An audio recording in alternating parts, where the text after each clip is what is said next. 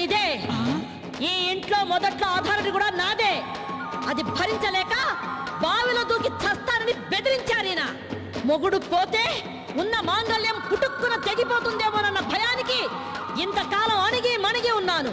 ఏరా మొగుడా, పెళ్ళావంటే నీకు పనికి మాలిందనుకుంటున్నావురా?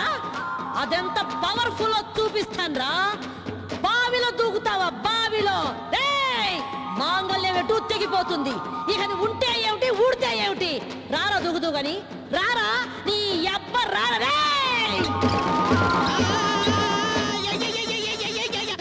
అసలు నీ కోపానికి కారణం ఏంటి? సిగ్గు లేకుండా రెండో పెళ్లి చేసుకుంటూ ఇంకా కారణం ఏమిటని అడుగుతున్నావా? అయ్యో పెళ్లి నాకు కాదే, మన అమ్మాయికి నిన్ను సర్ప్రైజ్ చేద్దామని చెప్పానే. ఏమిటి? పెళ్లి మన అమ్మాయికా?